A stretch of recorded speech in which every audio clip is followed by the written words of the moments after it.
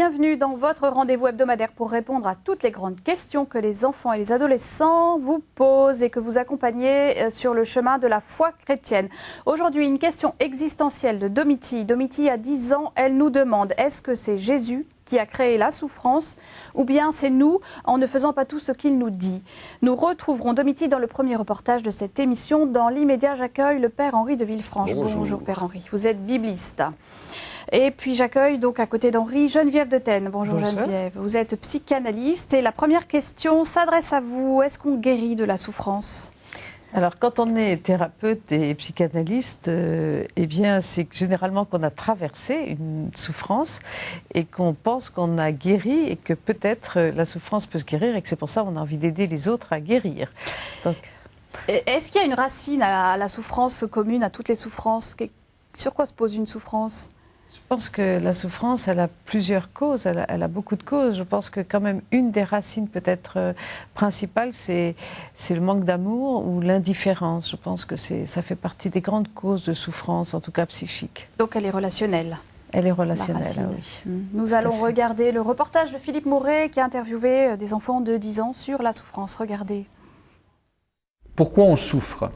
Il y a des personnes qui souffrent parce que des fois il y a des gens qui meurent. Des fois on souffre parce qu'on fait du mal aux personnes et on s'en rend compte et après on sait comme c'est pas bien et du coup on souffre. Quelquefois on souffre parce qu'il y a un ami qui nous aime plus. Et il y a encore de la souffrance parce qu'on n'aime pas forcément les autres et on se dispute.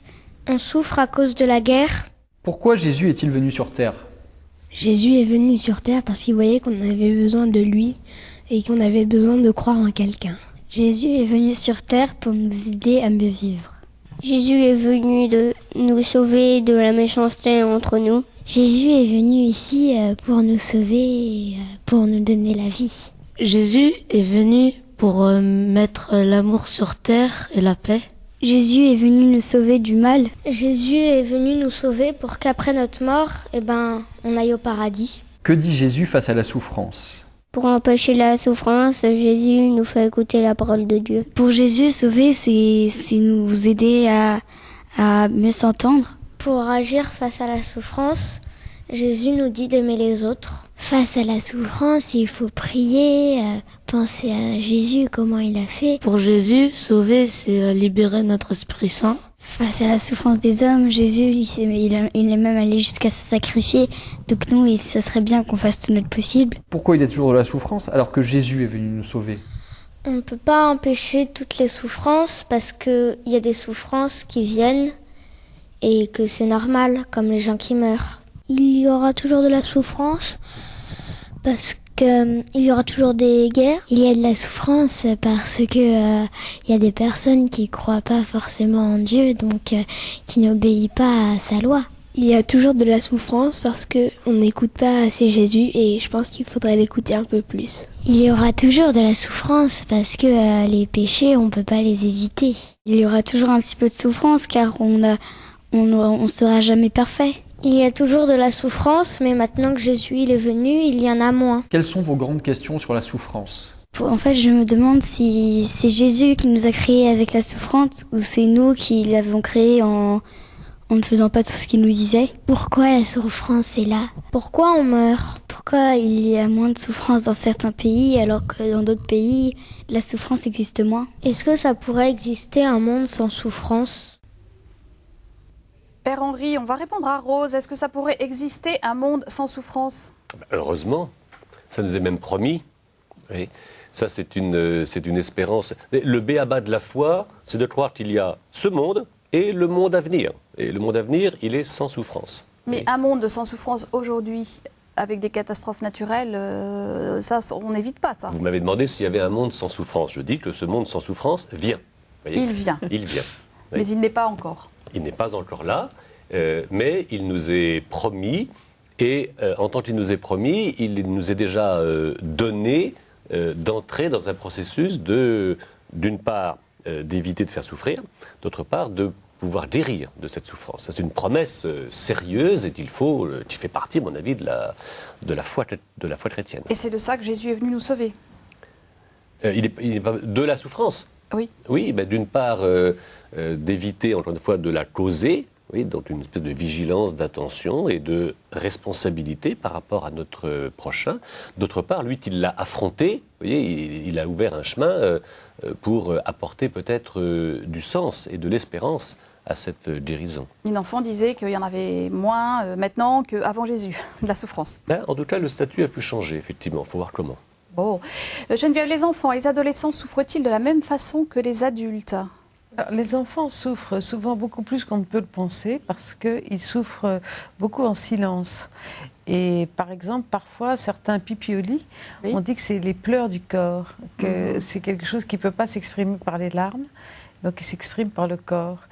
Mais les enfants, ils ont peur de blesser les adultes, ils ont peur de dire qu'ils ont mal, et donc, quelque part, ils gardent leur souffrance. Mais des enfants souffrent énormément. Qu'est-ce qui les fait souffrir ? Alors, bien souvent chez les enfants, ce qui les fait souffrir, c'est d'abord la violence des adultes. C'est les liens, effectivement, comme on disait tout à l'heure. Mais la violence les fait souffrir, les deuils, la deuil de personnes qu'ils aiment beaucoup, les déménagements, toutes les ruptures, et puis l'indifférence, le manque d'amour, le manque de considération. Le monde des enfants n'est pas le nôtre et donc parfois des peines qui nous paraissent enfantines justement, donc pas graves, sont très graves pour eux.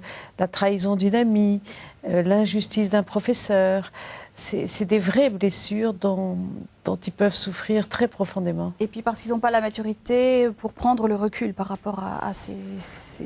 Alors voilà, ce dont ils auraient besoin, c'est qu'on puisse les entendre, les écouter, parler avec eux, de manière à ce qu'ils puissent les dépasser et comprendre. Parce que la souffrance, ça nous fait travailler à l'intérieur pour qu'on y trouve un sens et qu'on puisse le dépasser. Qu'est-ce que ça a touché en nous ? Pourquoi nous souffrons de quelque chose ? C'est donc qu'il y a eu un besoin en nous, quelque chose qui a été blessé. C'est quoi ? Et quand on peut comprendre ce qui a été touché en nous et aider l'enfant à comprendre ce qui a été touché en lui, alors on va pouvoir l'aider à le dépasser ou à trouver des armes ou à en guérir, justement. On peut peut-être, Père Henri, répondre à Domiti, là maintenant. Je me demande si c'est Jésus qui a créé la souffrance ou si c'est nous qui l'avons créée en ne faisant pas tout ce qu'il fait.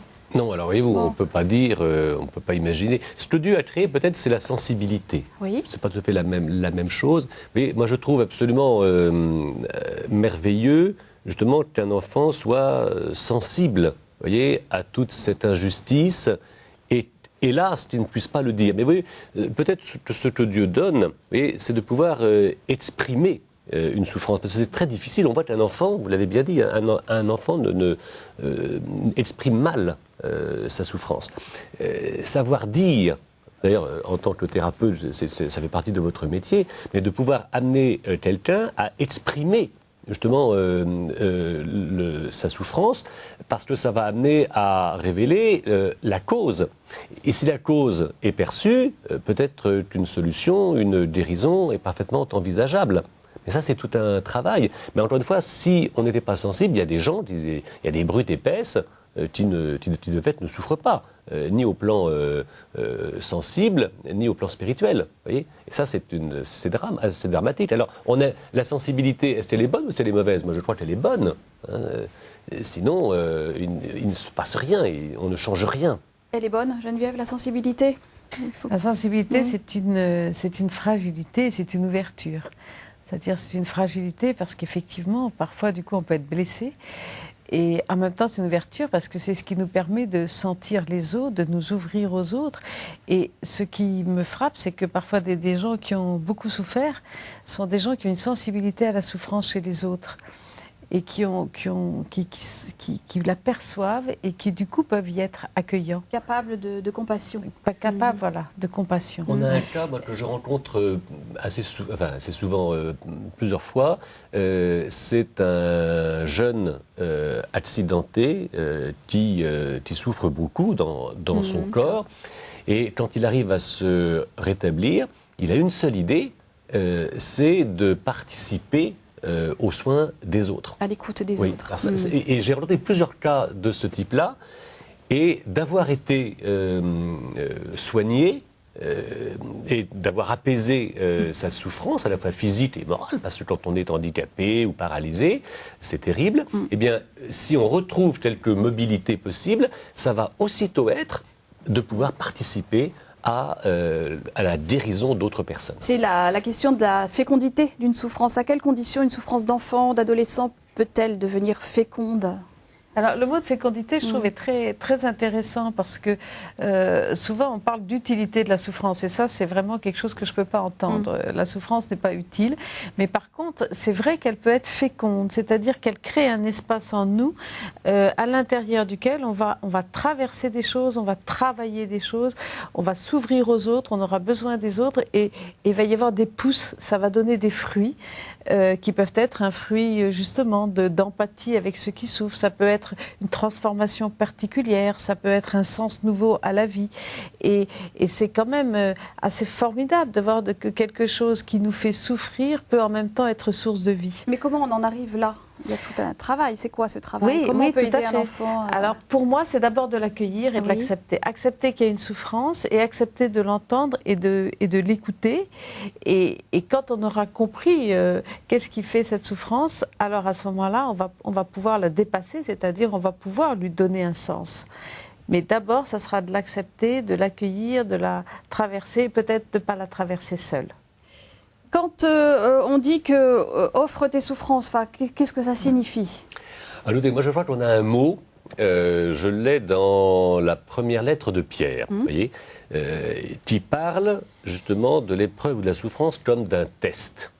Vous voyez, un test justement pour savoir si on va dire quelque chose, si on va l'accepter, si on va affronter ou non.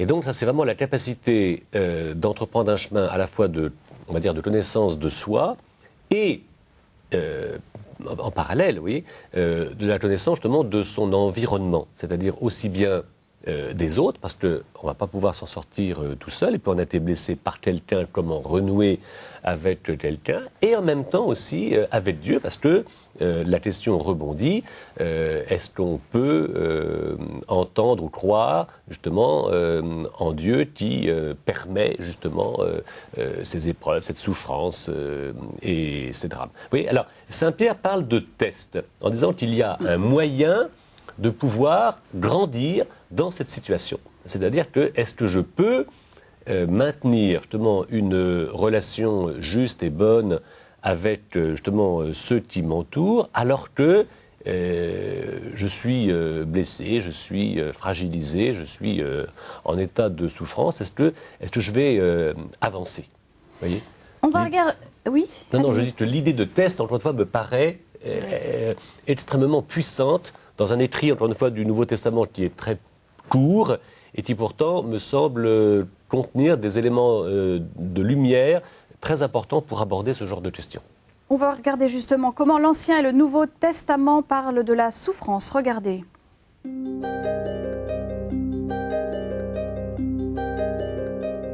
Dans l'Ancien Testament, les hommes expliquent le malheur avec leur logique. Si je souffre, c'est que je le mérite, disent-ils. Le livre de Job est un éclairage sur le mal et la souffrance qui touchent les méchants comme les justes. Job perd brutalement ses biens, sa famille et sa santé. Ses amis se disent « Job souffre, donc il a péché ». Job ne comprend pas, car il est un homme juste. Il engage un procès contre Dieu. « Combien de fautes ai-je commis ? Pourquoi me considères-tu comme ton ennemi ?» Alors Dieu lui réplique « Moi qui ai fait ce monde si beau, comment pourrais-je vouloir du mal à l'homme ?» Job finit par reconnaître que Dieu n'est pas l'ennemi de l'homme, mais son allié. Dieu lui redonne une vie heureuse et le double de ce qu'il possédait. Dans le Nouveau Testament, Jésus affirme clairement que la souffrance n'est pas une punition de Dieu. À propos d'un homme aveugle de naissance, ses disciples l'interrogent. Est-ce lui qui a péché ou bien ses parents ? Jésus répond, ni lui ni ses parents, mais l'action de Dieu devait se manifester en lui. Devant la douleur humaine, il se montre profondément ému. Un jour, dans la ville de Naïm, il est saisi de pitié pour une veuve qui enterre son fils unique et lui dit « Ne pleure pas ».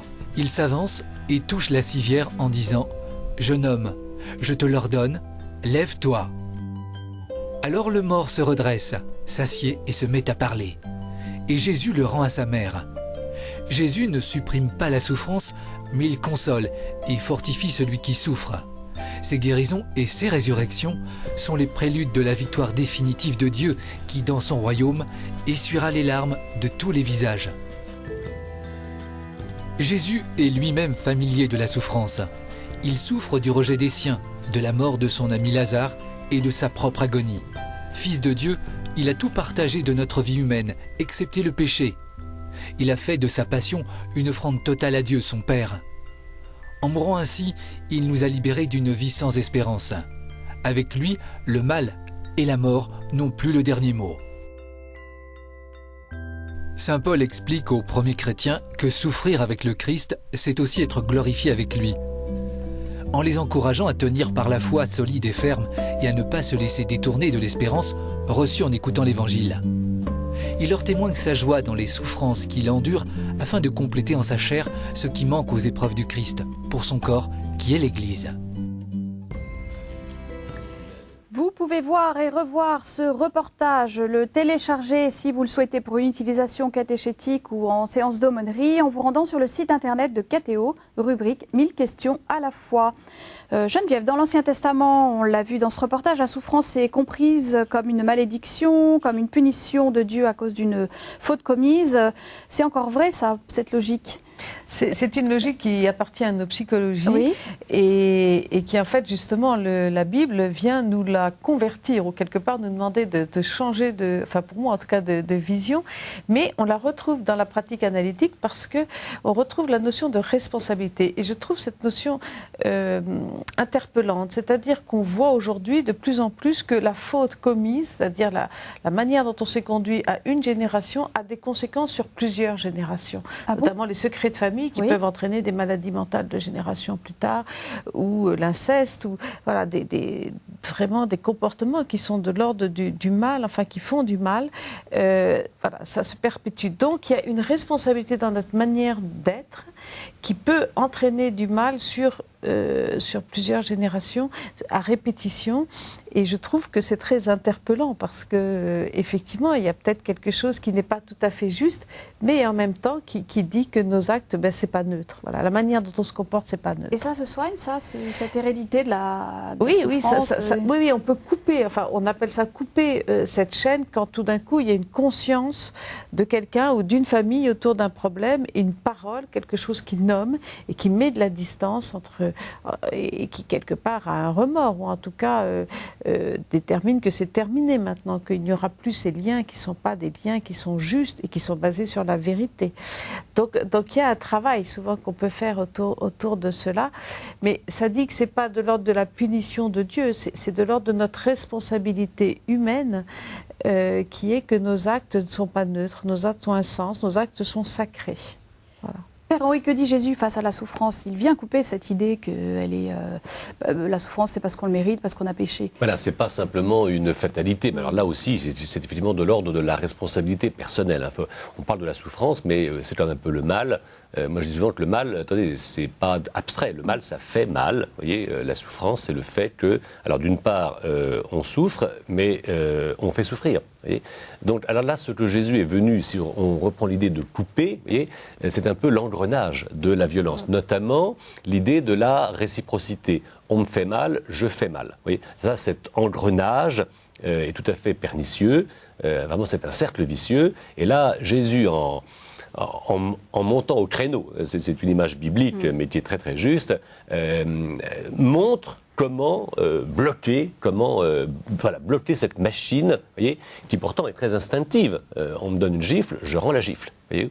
Voilà. Et puis, à contrario de l'Ancien Testament, la souffrance, elle devient béatitude dans le Nouveau Testament. Comment comprendre ça? Alors, toujours par l'idée du test. Hein, voyez-vous, alors là, le test.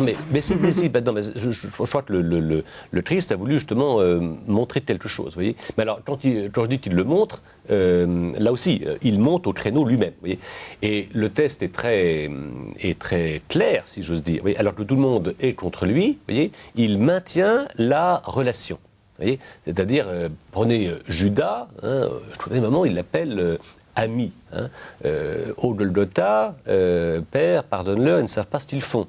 Vous voyez, par rapport à Dieu, souvent on dit, voilà, pour toi tu m'as abandonné, en tes mains je remets mon esprit. Vous voyez, l'idée c'est que avec Jésus, la souffrance n'a pas empêché l'idée de la communion. Vous voyez, il n'a pas rompu la communion avec qui que ce soit, à commencer avec ceux qui lui opposaient tant de violence et tant de souffrance. Et ça, voyez-vous, quand je parle d'un test, c'est-à-dire qu'on peut se demander, et c'est l'expression offrir ses souffrances, quand on ne souffre pas, souvent ça semble insupportable, voyez, ou quand on souffre tout seul, vous voyez, c'est insupportable aussi, c'est de se dire, tiens, mais dans cette situation-là, est-ce que je peux encore croire et vivre quelque chose de l'amour? Néanmoins, quand on est catéchiste, c'est difficile de parler de la souffrance de Jésus, de la passion de Jésus. On est ou tenté de l'évacuer, ou encore de s'apesantir dessus. Je pense aux imageries populaires où il y a beaucoup de dolorisme. Au chemin de croix, quelle attitude quand on médite un chemin de croix? Est-ce qu'il faut être doloriste? Est-ce qu'on évacue la souffrance? Enfin, comment on s'y prend quand on est catéchiste? C'est vrai que c'est une question que je trouve très difficile et auquel, en tant qu'analyste, on a beaucoup réfléchi de ce lien entre la souffrance et son sens. Et pour nous, la différence, c'est vraiment que la souffrance, en tant que chrétien, c'est pas du masochisme. C'est-à-dire que c'est ne pas s'infliger une souffrance. La passion, le Christ ne se l'est pas infligé, on lui a infligé une passion, enfin, lui a infligé de la souffrance et donc, quelque part, il l'a vécu. Il l'a vécu pleinement, totalement. Et je crois que pour nous, c'est un enseignement très important, là encore, pour nous déplacer par rapport à nos psychologies, c'est que la souffrance chrétienne est une souffrance qui n'est pas une souffrance qu'on se fait subir, mais c'est l'acceptation de la souffrance qui vous arrive et la capacité à savoir que le Christ est présent là avec nous et elle peut être un lieu de transformation, elle peut être un lieu de vie. Mais ça, c'est pour moi l'espérance chrétienne. Mais le but, c'est pas de rechercher la souffrance. Voilà. Parce que souvent, quand on lit les vies des saints, on se dit, ils ont tous souffert, quoi. Donc on se dit, plus on souffre, plus on est saint. Voilà. Oui, mais l'idée, par exemple, on a dans les actes des apôtres, Pierre et Jean, au chapitre 3 ou 4, 5, sont tout contents. Parce qu'ils ont été maltraités. Ben oui. Alors, mais attendez, pourquoi sont-ils heureux? C'est pas d'avoir été maltraités, c'est que, supportant d'être maltraités, ils ont réagi comme le Christ. Et c'est ça qui les rend contents. C'est pas d'avoir souffert, c'est d'avoir réagi comme Jésus a réagi, c'est-à-dire en étant capable de pardonner et de surmonter cette souffrance. Et donc d'entrer dans un chemin de pardon et de guérison. C'est ça, surmonter, parce que le pardon, quand quelqu'un vous fait souffrir, vous voyez, et qu'on arrive d'une part à supporter, d'autre part à pardonner, là je crois qu'il y a un chemin de guérison, n'est-ce pas? Enfin, il me semble que le pardon, or c'est ça que le Christ dit. Alors, je reprends mon idée de test, je suis peut-être un peu lourd, mais le test, pour moi, permet d'analyser. Et quand même, l'analyse de la situation, c'est ça qui fait notre dignité. C'est pour ça que le Christ vient nous éclairer, que la foi peut être utile. Il faut oser analyser, ne pas faire l'autruche. Voyez ? Donc ce qui est important de dire, c'est que c'est pas la souffrance, ce qui est important, c'est la manière dont on l'assume. Bien sûr. Néanmoins, la souffrance est quand même un passage obligé de notre vie et de notre foi chrétienne. Quand on est chrétien, c'est la mort et la résurrection. Enfin, c'est un passage obligé. Oui, Jésus dit prenez votre croix. Oui. Et oui, mais voilà. Du coup, c'est quand même. Mais attendez, celui qui veut venir derrière moi, qu'il prenne sa croix. L'idée, c'est d'être disciple. Donc, d'être disciple, c'est apprendre à orienter, à affronter et donc à guérir de cela. Donc, c'est pas de dire je vais prendre plein de coups pour le plaisir, c'est je vais affronter et de manière victorieuse. Vous voyez, il y a une idée de victoire du Christ et de guérison du Christ. C'est à cela que l'on aspire. C'est pas de souffrir pour souffrir, mais est-ce que je vais encore une fois éviter ou est-ce que je suis rendu capable d'affronter et donc de pouvoir soulager. Et là, l'idée de la petite fille qui disait on souffre moins maintenant, on souffre moins parce qu'il y a le Christ, ça me paraît, non mais peut-être pas matériellement, mais au plan, on va dire, du courage ou de la santé, on va dire, à la fois physique et spirituelle, devant cette difficulté, je crois effectivement qu'il y a un net progrès. Ça oriente de manière différente. Formidable. Merci à tous les deux pour cette émission. Merci à vous de nous avoir suivis. N'hésitez pas à réagir en nous écrivant à l'adresse qui s'affiche sur vos écrans ou en vous rendant sur le site internet de KTO. La prochaine fois, nous répondrons à cette question. Pourquoi y a-t-il différentes sortes de chrétiens? Bonne semaine à tous.